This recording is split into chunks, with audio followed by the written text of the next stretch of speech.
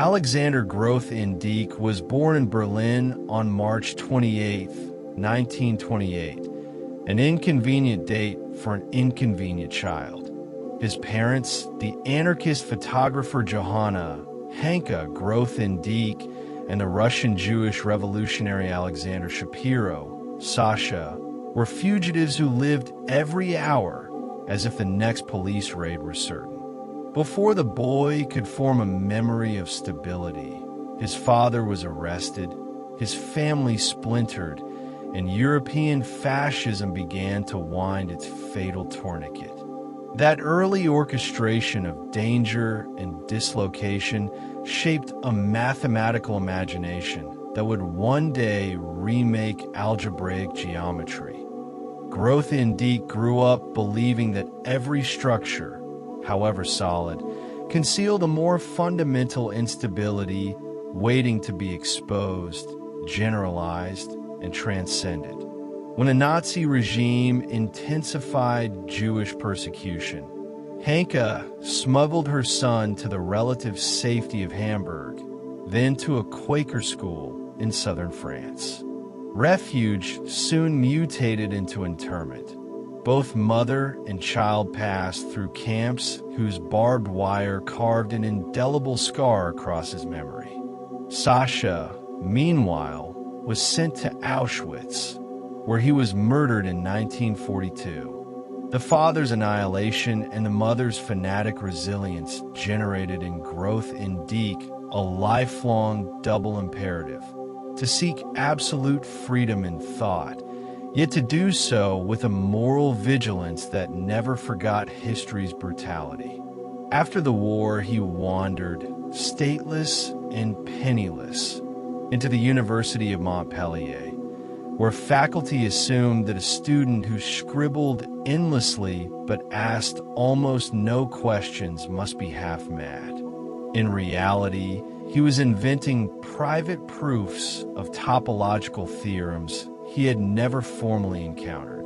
Within 3 years, he arrived in Paris, was taken under the wing of Henri Cartan, and then dispatched to Nancy, where he solved 14 open problems in functional analysis so quickly that leading mathematicians joked about outlawing him. His doctoral thesis on topological tensor products in nuclear spaces was only a prelude. Grothendieck now glimpsed the deeper terrain of algebraic geometry, a field already luminous with the names of Riemann, Hilbert, and Serre. Yet, so he insisted, still awaiting a conceptual revolution. That revolution came at the Institut de Hautes Études Scientifiques between 1958 and 1970. In weekly seminars that stretched past midnight and left blackboards coded in hieroglyphs of abstraction, Grothendieck orchestrated a wholesale refounding of geometry.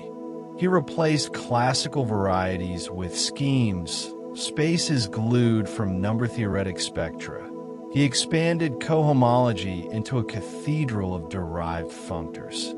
He reimagined continuity itself through the creation of topoi, logical universes where geometry and arithmetic conversed in a single tongue. Work that once required pages of case analysis became, under his new categorical vision, an almost effortless corollary of functorial formalism. Those years yielded tens of thousands of pages, Elements de Géométrie Algébrique, and the Séminaire de Géométrie Algébrique volumes, whose technical depth still challenges entire teams of 21st century mathematicians. Yet Grothendieck never treated abstraction as an ivory tower game.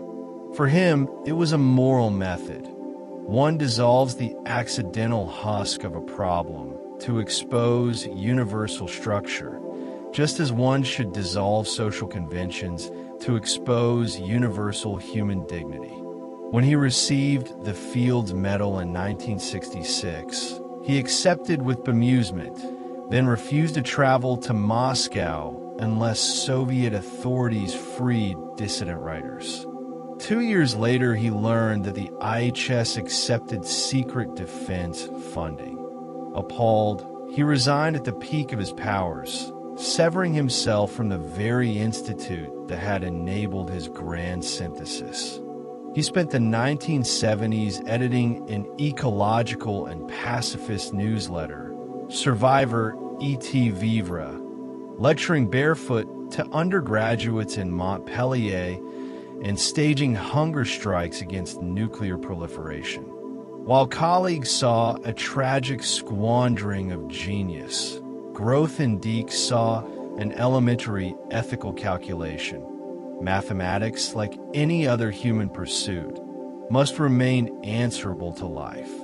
His manuscript, Récoltes et Semelles, drafted in the mid-1980s, reads like a prophet's lament mingled with an audit of his own soul. He accuses the mathematical establishment of plagiarism, careerism, and spiritual aridity. He mourns the collapse of friendship into professional opportunism. He meditates on the mystical presence of the fugitive child within him who still seeks absolute freedom.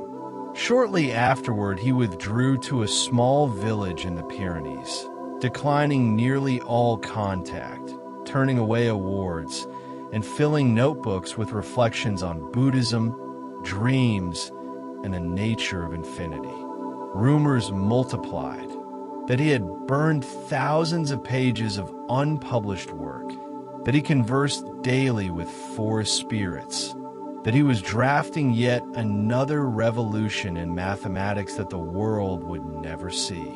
He died there on November 13th, 2014, leaving behind a literary and mathematical archive whose sheer volume continues to overwhelm editors.